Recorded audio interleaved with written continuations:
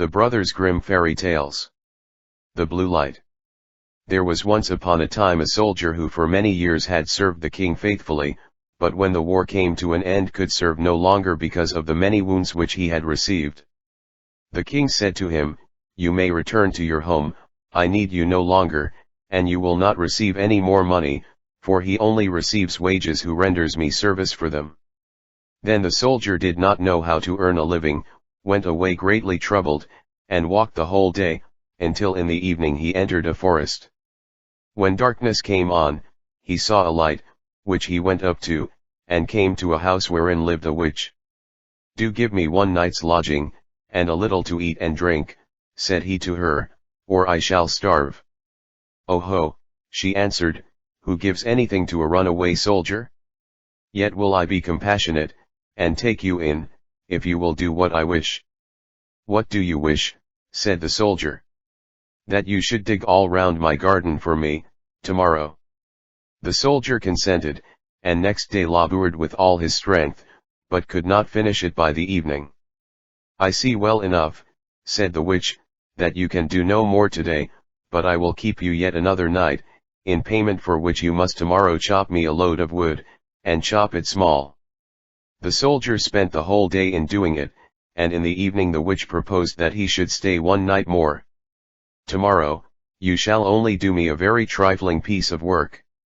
Behind my house, there is an old dry well, into which my light has fallen, it burns blue, and never goes out, and you shall bring it up again." Next day the old woman took him to the well, and let him down in a basket. He found the blue light, and made her a signal to draw him up again. She did draw him up, but when he came near the edge, she stretched down her hand and wanted to take the blue light away from him. "No," said he, perceiving her evil intention, "I will not give you the light until I am standing with both feet upon the ground." The witch fell into a passion, let him fall again into the well, and went away. The poor soldier fell without injury on the moist ground, and the blue light went on burning, but of what use was that to him? He saw very well that he could not escape death. He sat for a while very sorrowfully, then suddenly he felt in his pocket and found his tobacco pipe, which was still half full. "This shall be my last pleasure," thought he, pulled it out, lit it at the blue light and began to smoke. When the smoke had circled about the cavern, suddenly a little black dwarf stood before him, and said, "Lord, what are your commands?" "What my commands are," replied the soldier, quite astonished. "I must do everything you bid me," said the little man. "Good," said the soldier, "then in the first place help me out of this well." The little man took him by the hand, and led him through an underground passage, but he did not forget to take the blue light with him.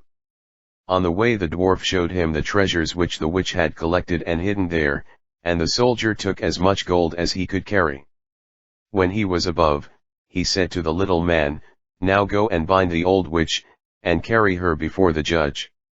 In a short time she came by like the wind, riding on a wild tomcat and screaming frightfully.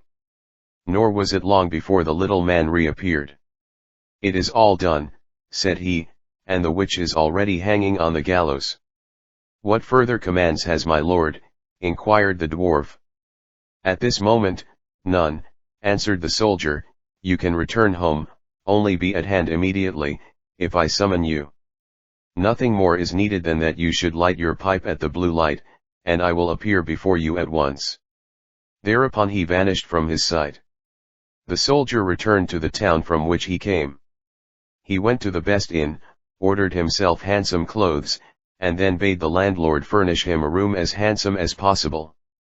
When it was ready and the soldier had taken possession of it, he summoned the little black mannikin and said, "I have served the king faithfully, but he has dismissed me, and left me to hunger, and now I want to take my revenge.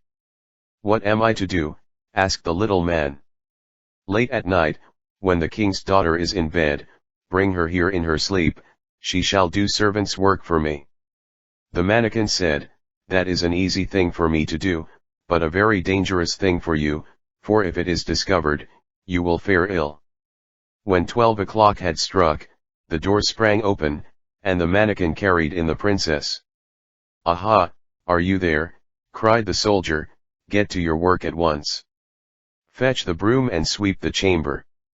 When she had done this, he ordered her to come to his chair, and then he stretched out his feet and said, "Pull off my boots," and then he threw them in her face, and made her pick them up again, and clean and brighten them.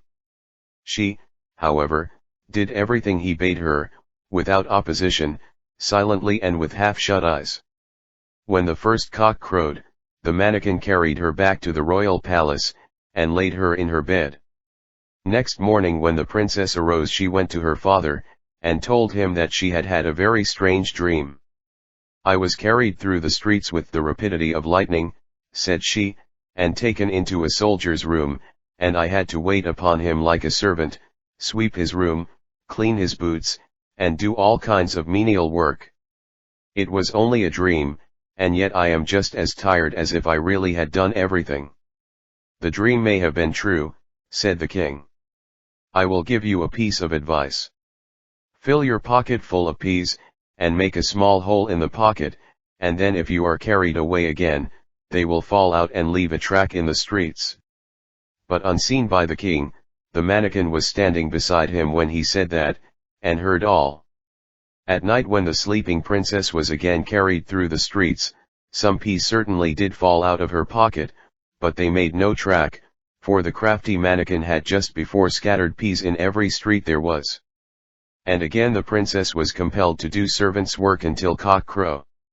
Next morning the king sent his people out to seek the track, but it was all in vain, for in every street poor children were sitting, picking up peas, and saying, "It must have rained peas last night." "We must think of something else," said the king.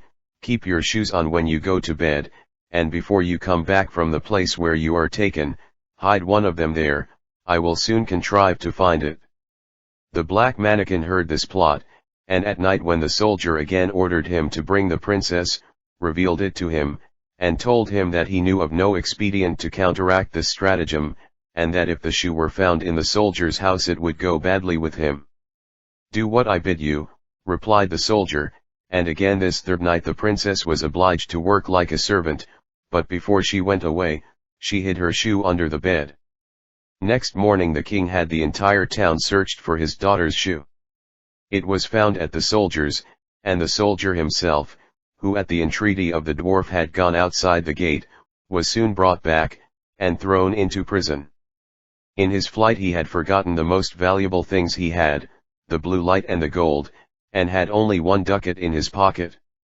And now loaded with chains, he was standing at the window of his dungeon, when he chanced to see one of his comrades passing by. The soldier tapped at the pane of glass, and when this man came up, said to him, "Be so kind as to fetch me the small bundle I have left lying in the inn, and I will give you a ducat for doing it." His comrade ran thither and brought him what he wanted. As soon as the soldier was alone again, he lighted his pipe and summoned the black mannequin. "Have no fear," said the latter to his master. "Go wheresoever they take you, and let them do what they will, only take the blue light with you." Next day the soldier was tried, and though he had done nothing wicked, the judge condemned him to death. When he was led forth to die, he begged a last favor of the king. "What is it?" asked the king. "That I may smoke 1 more pipe on my way." "You may smoke 3, answered the king, "but do not imagine that I will spare your life." Then the soldier pulled out his pipe and lighted it at the blue light, and as soon as a few wreaths of smoke had ascended, the mannequin was there with a small cudgel in his hand, and said, "What does my lord command?" "Strike down to earth that false judge there, and his constable, and spare not the king who has treated me so ill." Then the mannequin fell on them like lightning, darting this way and that way, and whosoever was so much as touched by his cudgel fell to earth, and did not venture to stir again. The king was terrified. He threw himself on the soldier's mercy, and merely to be allowed to live at all, gave him his kingdom for his own, and his daughter to wife.